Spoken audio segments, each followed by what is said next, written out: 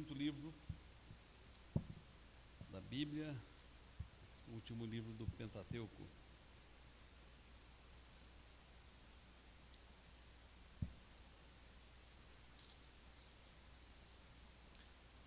Deuteronômio 25, 17 a 19. O nosso tema hoje é o temor de Deus. Lembra-te do que fez Amaleque no caminho quando saías do Egito. Como te veio ao encontro no caminho e te atacou na retaguarda, todos os desfalecidos que iam após ti, quando estavas abatido e afadigado, e não temeu a Deus. Quando, pois, o Senhor teu Deus te houver dado sossego de todos os seus inimigos em redor, na terra que o Senhor teu Deus te dá por herança, para possuíres, apagarás a memória de Amaleque de debaixo do céu, não te esqueças. Assim como os irmãos estão, vamos orar. Senhor Deus, nós te damos graças porque juntos pudemos louvar e bendizer ao Senhor, agradecidos por quem o Senhor é, por aquilo que o Senhor tem feito em nossas vidas. Agradecidos, ó Deus, pelo teu cuidado para conosco, pelos caminhos pelos quais o Senhor nos conduz. Alguns deles nós não compreendemos, mas os recebemos e aceitamos como parte do teu propósito para a nossa existência, sabendo que todas as coisas cooperam para o nosso bem. Pai querido, queremos pedir que o Senhor nos ilumine para juntos estudarmos esse texto, que Ele fale conosco, fale ao nosso coração, que Ele nos abençoe nesta noite e que Ele nos ajude a compreender, ó Deus, ainda mais a Tua vontade. Em nome de Jesus, amém. Abraão, quando os anjos iam destruir a cidade de Sodoma e Gomorra, faz uma pergunta a Deus: não fará justiça o juiz de toda a terra? Esta pergunta está em Gênesis 18, 15. E essa pergunta tem uma resposta enfática nas Escrituras. Sim, o Deus de toda a terra é o Deus que faz justiça. Tanto é assim que Deus demonstrou a sua justiça em Cristo Jesus, mandando-o para vir nesse mundo, para satisfazer a sua justiça, pagando um salário que era nosso, cumprindo uma sentença que era nossa, dando a sua vida em nosso lugar. Em Cristo Jesus, a justiça de Deus foi efetivamente estampada. Em Cristo Jesus, ela foi aplicada para que nós pudéssemos então ser justificados diante de Deus.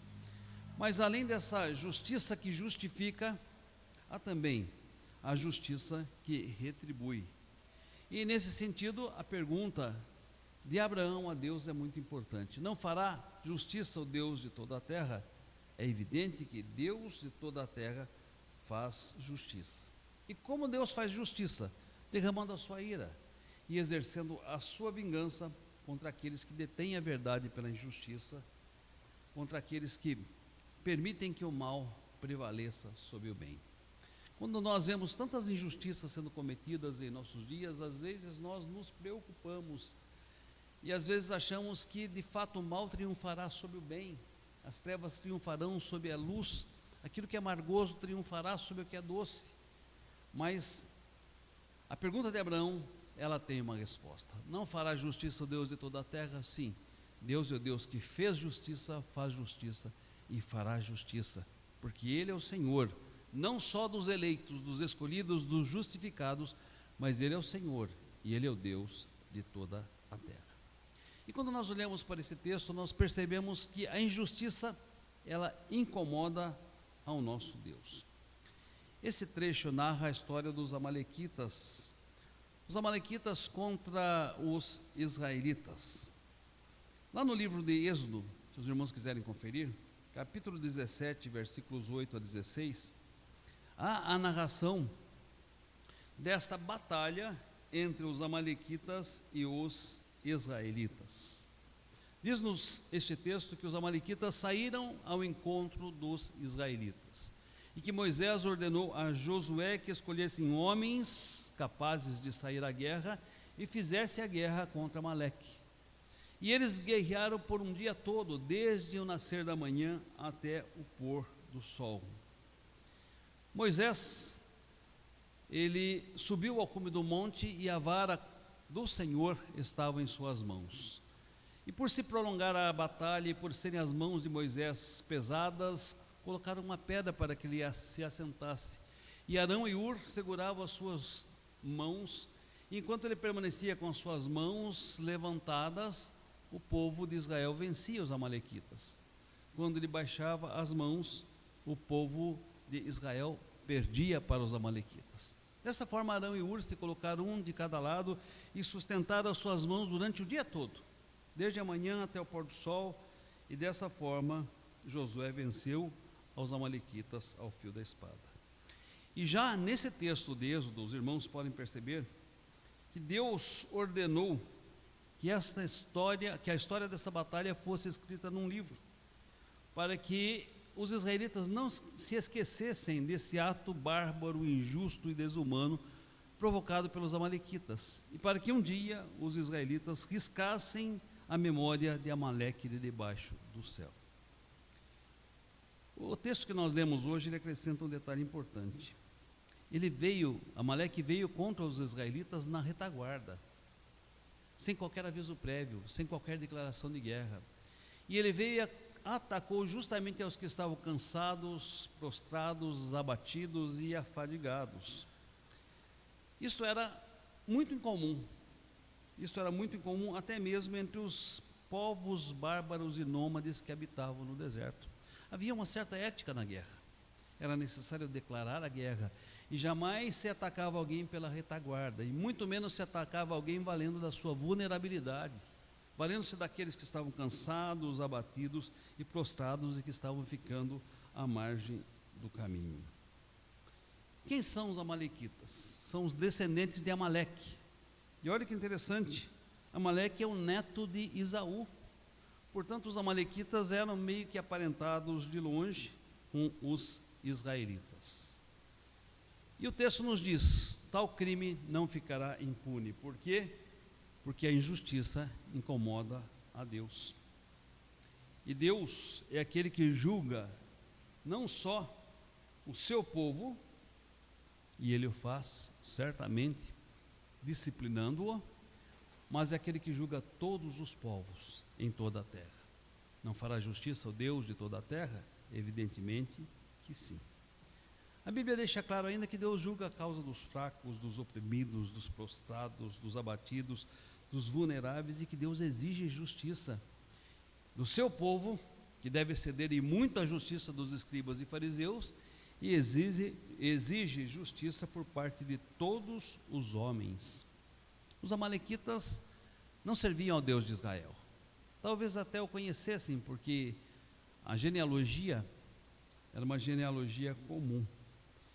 Mas eles não seguiam e nem serviam ao Senhor. Mas notem, estavam sob a mesma soberania e sob o mesmo governo de Deus.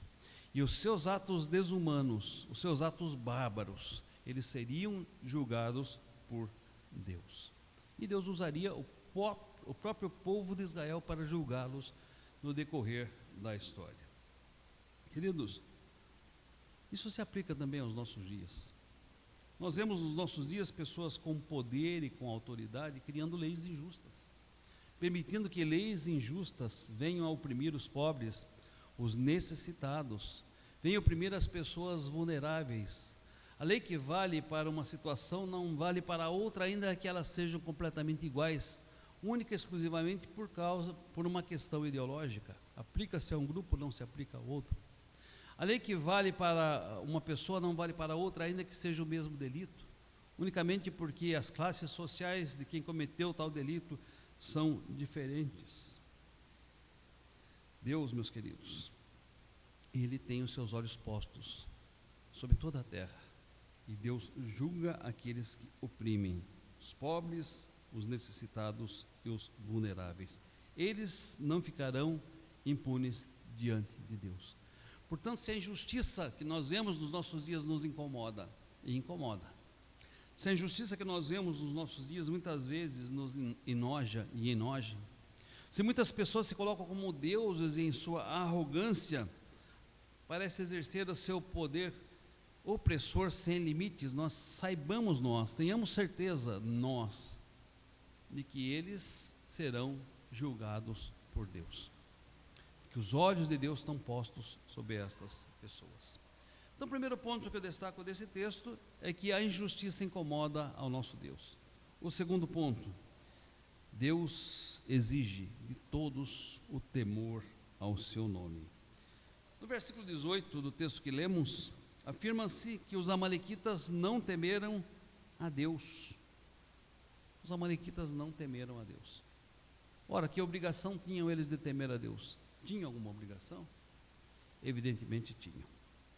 Temer a Deus para aqueles que não o conhecem significa reconhecer pelo menos a sua existência, reconhecer o seu poder, reconhecer a verdade dele que está revelada na consciência de cada um, que está revelada na própria natureza, que está revelada na ordem natural das coisas. Os irmãos podem ver povos que nunca tiveram contato com uma civilização mais sofisticada, eles têm os seus códigos de lei, eles têm as suas normas de conduta, eles têm as suas regras, eles têm os seus códigos de justiça. E de onde vem isso? Da sua própria consciência e da lei de Deus que está gravada na sua consciência, da observação da própria natureza e da lei de Deus que está estampada na própria natureza. Há, por exemplo, normas que são estabelecidas para o convívio em sociedade, mesmo em sociedades que não conhecem a Deus. Então, quando se diz que os amalequitas deviam temer a Deus, eles deviam temer pelo conhecimento que tinham de Deus, gravado em sua consciência, no seu coração e na natureza, eles deveriam temer ao Senhor, mas não o fizeram. Temor de Deus para aqueles que conhecem a Deus no contexto religioso não se refere ao medo. Nós não precisamos ter medo de Deus, mas precisamos tratar a Deus com respeito, com reverência. Respeito, reverência, admiração do seu poder, da sua glória, da sua majestade. Precisamos considerar que Deus não é igual aos homens, Ele é superior aos homens, é cheio de honra, glória, majestade, poder e domínio. Temer a Deus para nós que conhecemos significa conhecer a sua vontade e respeitar a sua vontade. E diz a Bíblia que temer a Deus é o quê? É o princípio da sabedoria. Os amalequitas sabiam que a sua atitude era plenamente reprovável. Sabiam que não poderiam atacar sem uma declaração de guerra, não poderiam atacar pela retaguarda, não podiam atacar valendo-se da fraqueza do seu inimigo, da sua vulnerabilidade, não podiam atacar aqueles que estavam cansados, prostrados e abatidos no meio do caminho. A atitude deles foi covarde, foi bárbara, foi desumana. Agiram como seres irracionais, sem qualquer reconhecimento da desumanidade dos seus atos. Note que o apóstolo Paulo aos Romanos, ele afirma o seguinte, Romanos 1,18: a ira de Deus se revela do céu contra toda impiedade e perversão dos homens que detêm a verdade pela injustiça. Vou repetir. A ira de Deus se revela do céu contra toda impiedade e perversão de quem? Dos homens. Dos homens, todos os homens que detêm a verdade pela injustiça. Fui pesquisar o que significa a palavra deter a verdade pela injustiça. Refere-se à ideia de que as pessoas, através de suas ações injustas e perversas, impedem que a verdade seja conhecida e aceita. Notem, a verdade está presente, mas as pessoas, em virtude das suas ações injustas e perversas, impedem que esta verdade seja aceita e seja obedecida. Olhem para o que está acontecendo no nosso país. Há pessoas que estão detendo a verdade pela injustiça, há pessoas que estão escondendo a verdade e impedindo-a de ser reconhecida, aceita e obedecida.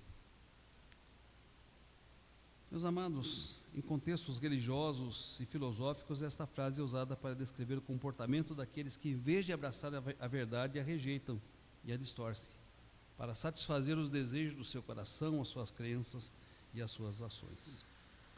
Bem, parece estranho isso e distante de nós, mas será que é estranho e distante de nós? Isso também pode se manifestar de forma disfarçada. Os irmãos já perceberam que muitas vezes quando um irmão, né, uma irmã, está passando por um problema, por uma vulnerabilidade, são muitos os que os apoiam, mas também são muitos os que os atacam. São muitos os que dizem, meu Deus do céu, que pena. Mas muitos dizem, olha, bem feito, eu sabia que isso ia acontecer. Já vivi momentos de vulnerabilidade, infelizmente já experimentei estes dois tipos de reações.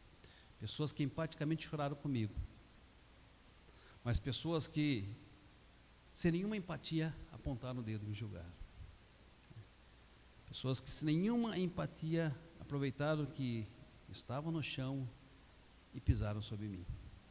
Se isso aconteceu comigo, eu acho que aconteceu com você e acontece muitas vezes conosco. Somos diferentes dos amalequitas quando agimos desse jeito? As pessoas são diferentes dos amalequitas quando agem desse jeito? Preferem espezinhar em vez de ajudar, julgar em vez de acolher, distanciar em vez de integrar. Devemos ter cuidado, amados, para que pequenas atitudes não demonstrem tamanha impiedade. Não demonstrem tamanha impiedade. Lembro-me que, quando perdi a Márcia, alguém disse, meu Gerson só serve para ser pastor. Já é uma bênção, né? Só servir para ser pastor. Aliás, essa é a maior bênção da minha vida. Não foi uma ofensa, mas o tom foi ofensivo, né?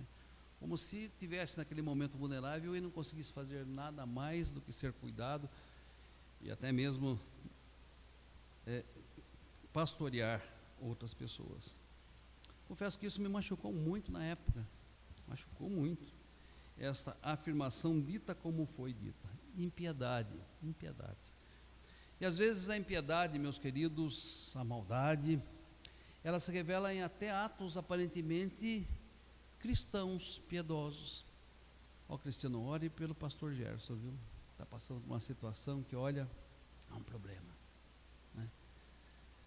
E aí, quem ouviu o pedido de oração diz, que problema? Né? E muitas vezes esses disfarçados pedidos de oração são incontidos desejos de fazer uma boa de uma fofoca, né? Então, nós precisamos tomar cuidado para que isso não faça parte, né, do nosso agir, né, do nosso proceder, porque às vezes dissimuladamente nós queremos divulgar o problema, e o que é pior, julgar aquela situação e julgar a pessoa que está enfrentando aquele problema. Olha, nós não somos melhores do que os amalequitas, se valendo do estado de abatimento, prostração e desânimo dos nossos irmãos, acreditarmos que afinal a culpa é dele. A culpa é dele. Então, é algo que devemos ter atenção, porque se fizermos isso, não tememos ao Senhor e estamos debaixo do seu juízo. E o texto é claro, os amalequitas se colocaram debaixo de um eterno juízo de Deus, porque não temeram ao Senhor, e foram injustos, quando deveriam ser justos. O terceiro item desse texto, Deus castiga os injustos e arrogantes. Pode parecer radical, né? Mas tanto lá no capítulo 17 de Êxodo, quanto aqui nesse texto que nós lemos, o que é recomendado que os israelitas fizessem? Primeiro, não se esquecesse, tanto é que foi recomendado que escrevessem num livro. Para quê? Para que eles não se esquecessem. E por que não deveriam se esquecer? Porque historicamente eles seriam instrumentos do juízo contra esse povo. Os amalequitas deveriam ter o seu nome riscado de debaixo da terra. Eles deveriam ser totalmente exterminados. Mas então na vingança dos israelitas? Não, porque Deus proíbe a vingança. Era o exercício do juízo de Deus através dos israelitas. Vale destacar que os povos que foram expulsos das suas terras para que os israelitas entrassem ali, também estavam sofrendo o juízo de Deus. Em alguma parte da Bíblia diz, eles encheram a medida do juízo de Deus e por isso Deus os retirou daquele lugar. Mas eram povos que temiam a Deus? Não. E por acaso Deus é só Deus dos que o temem? Ou é Deus de toda a terra? Deus faz justiça só para aqueles que são seus ou faz justiça sobre toda a terra? O conceito de soberania de Deus é ensinado em toda a Escritura. Ao Senhor pertence a terra, tudo que nela se contém, o mundo e todos os que nele habitam.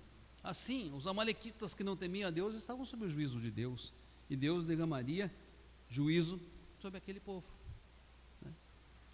Agora eu chamo a atenção dos irmãos para 2 versículos. Um está em Efésios 4, 26 e outro está em Romanos 12, 19. Deus diz para nós: irai-vos e não pequeis, não deixe o sol se pôr sobre a sua ira. Efésios 4, 26. Romanos 12, 19.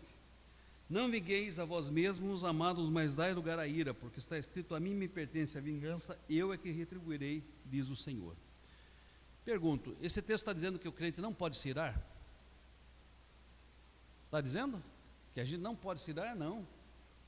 Ele está dizendo que a gente pode se irar. Aliás, seria negar a imagem e semelhança de Deus em nós, dizer que a gente não pode se irar. Se Deus se ira, nós podemos nos irar também.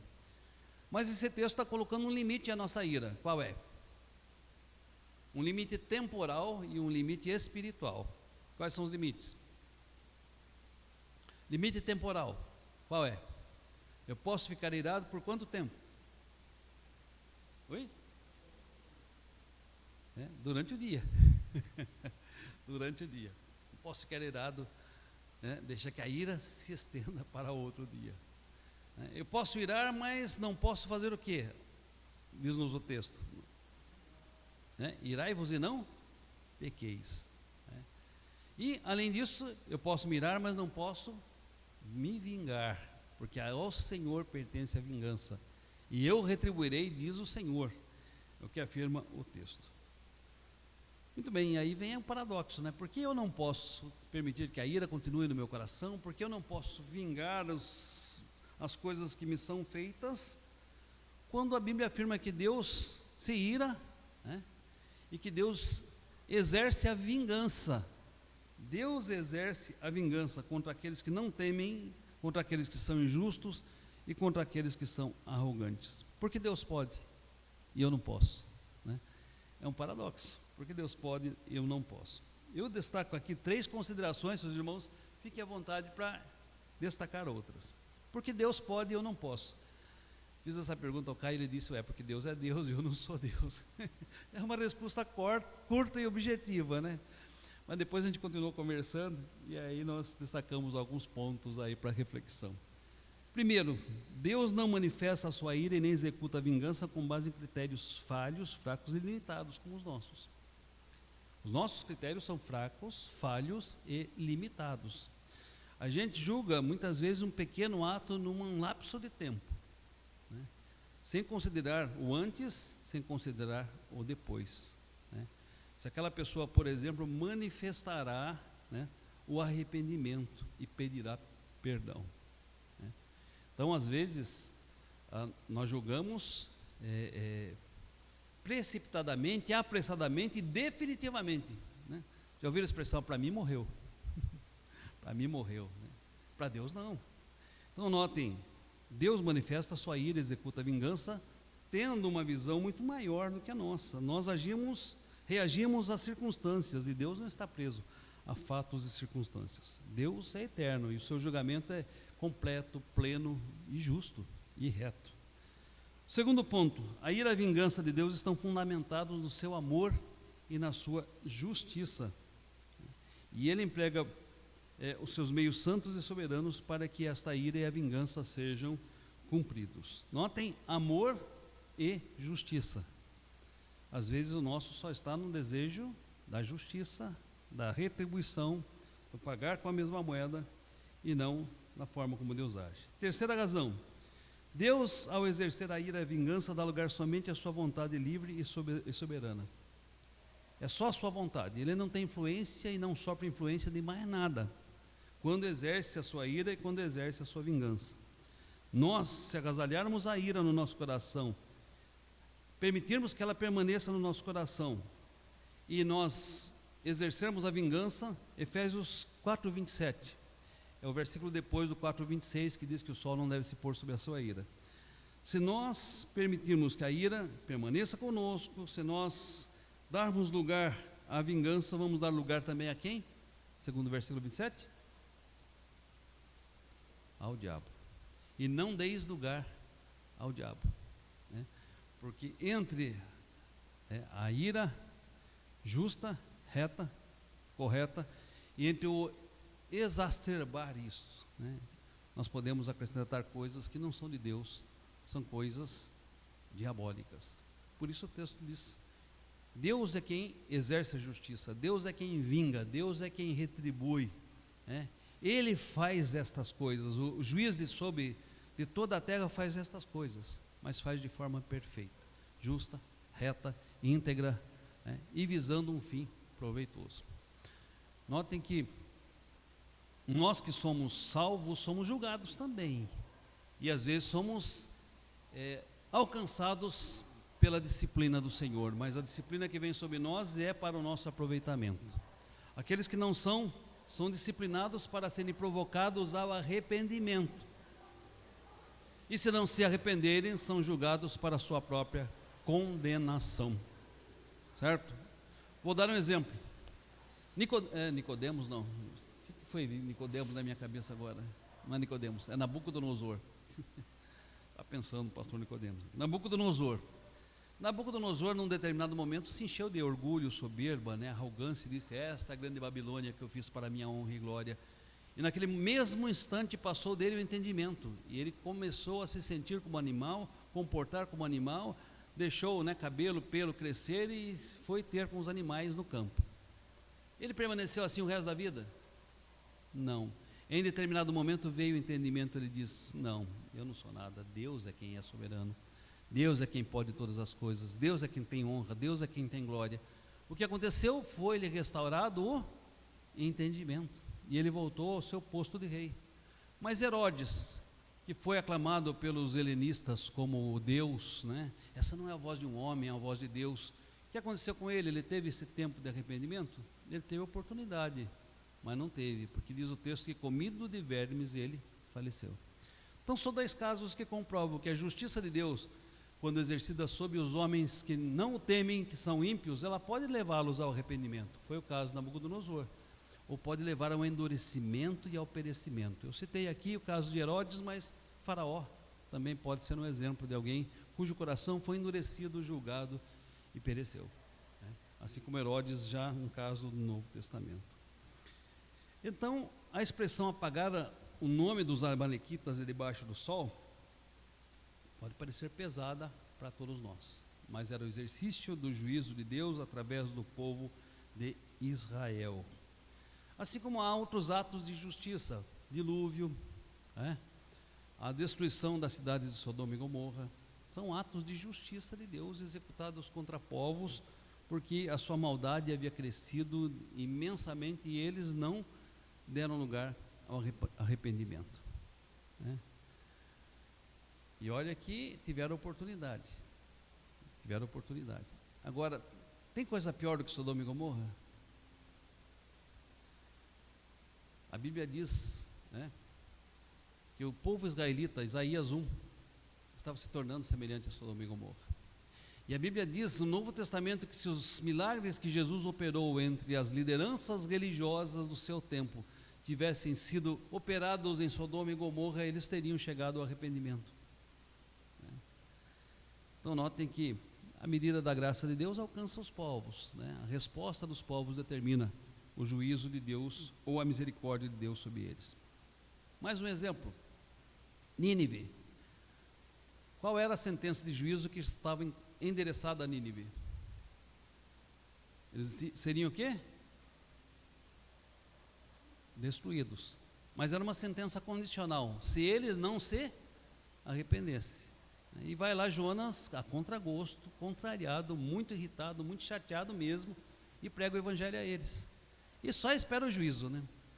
Diz lá que ele sentou da banda oriental. Havia uma crença que o juízo vinha com o vento oriental, então ele sentou só para ficar observando o vento. Falei: só quero ver a hora, né? E agora? Vai acontecer o juízo. E eu só quero ver. E não vem o juízo. Por quê? Porque o povo se arrependeu. E aí Jonas fica muito chateado, porque a missão dele deu certo, né?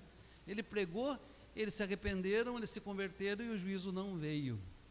E aí ele fica muito bravo. Mas fiz uma viagem, né? Uma viagem tão esquisita para chegar até aqui, né? Vim de barco, vim de submarino, né? Agora, fui cuspido na praia, vem o prego, espero o juízo não vem. Vem a misericórdia de Deus. E aí Deus ensina a ele através de uma simples planta, né? Estava quente o sol e ele esperando lá a justiça, e vem uma planta e faz uma sombra gostosa lá e ele fica muito feliz. Que bênção, né? Aí de repente vem um verme lá, um purgãozinho, e come a planta inteirinha. O sol bate de novo e ele fica muito injuriado. Ele fala, Deus fala, você está com dó de uma planta que nasceu de manhã e à tarde murchou e secou, e não teria eu misericórdia de mais de 120 mil pessoas, além de mulheres e crianças? Né? Então notem, meus irmãos, mais uma vez, onde uma sentença condicional de juízo é desviada, por quê? Porque o povo se arrepende, o povo crê no Senhor.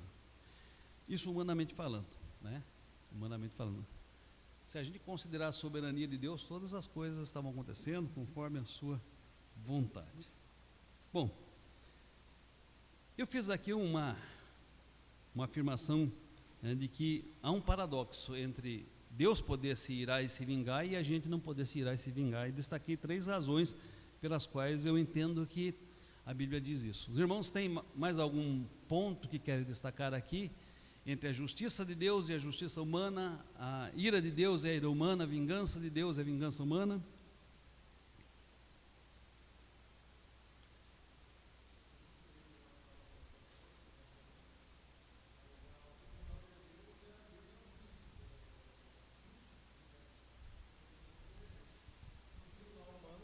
É impossível que isso ocorra, né? Por isso que Deus, sendo um juiz reto, no seu tribunal não há corrupção, não há o jeitinho. Nós moramos no Brasil, o jeitinho brasileiro, ninguém compra ninguém. Então o homem em si não pode exercer de maneira definitiva ou de maneira muito abrangente a justiça, porque o homem erra, Deus não erra. Deus é perfeito, enquanto que o homem é imperfeito. Então eu acho que da forma que o pastor colocou aí, ficou muito bem claro, muito bem resumido, muito bem esclarecido. Não há parcialidade em Deus, né? Juízes humanos, por mais bem intencionados que sejam, né, muitas vezes não conseguem ser imparciais no seu julgamento, né? E Deus é imparcial. Quero concluir, né, com as seguintes palavras: nós vivemos em dias onde a injustiça clama a plenos pulmões nas ruas, né? As diferenças sociais, a exploração dos vulneráveis, a opressão levada a efeito pelos poderosos, justiça que se mostra parcial, uma justiça que se mostra política e ideológica, ela tem gerado no nosso país uma insegurança institucional, cívica, uma insegurança cidadã sem precedentes. E isso nos incomoda, meus irmãos. Eu, às vezes, ouvindo algumas sentenças que são declaradas sobre algumas pessoas, eu sinto nojo. Me dói o estômago, né? Me dói o estômago, me incomoda mesmo. Ver o mal sendo chamado de bem, né? Ver a luz sendo chamado de trevas. Ao contrário, ver o bem sendo chamado de mal, ver as trevas sendo chamado de luz, né? Ver aquilo que é amargoso sendo chamado de doce. Isso me incomoda, e eu acho que incomoda todos nós, né? O salmista dizia que rios de lágrimas caíam nos seus olhos porque os homens não obedeciam à lei de Deus. O que nós estudamos traz consolo ao nosso coração. Por quê? Porque o texto nos diz que a injustiça incomoda aos olhos de Deus. E aqueles que perpetram injustiças fazem algo abominável diante do Senhor. Segundo, porque nós percebemos que Deus requer que todos os homens o temam. Aqueles que conhecem estão no relacionamento de aliança com Ele, e aqueles que não conhecem e não estão no relacionamento de aliança com Ele. Ele exige que todos, em exceção, o temam e exerçam justiça. Aos que fazem justiça, a sua misericórdia se manifestará. Sejam crentes, sejam não crentes, sejam salvos ou não salvos, sejam aqueles que conhecem, não aqueles que não conhecem. Deus abençoa aqueles que agem de acordo com a justiça. Porém, os arrogantes, os soberbos, aqueles que se acham acima do bem e do mal, aqueles que riem dos inocentes, aqueles que pesam a mão de forma injusta, eles encontrarão seu fim trágico. E eu creio, ainda aqui na terra, mas, sobretudo, no juízo final, diante do Senhor, Senhor dos céus e da terra, diante do Senhor, sobre o qual todo joelho se dobrará e toda língua confessará seu senhorio. Que isso traga consolo e conforto diante de situações que nós não conseguimos mudar, mas nos desafie também a lutar por aquelas que conseguimos mudar, né, que dependem da nossa atividade ou proatividade como cristãos. E que Deus nos faça proclamar que Deus é soberano, que Deus é juiz e que fará justiça sim, o Deus de toda a terra.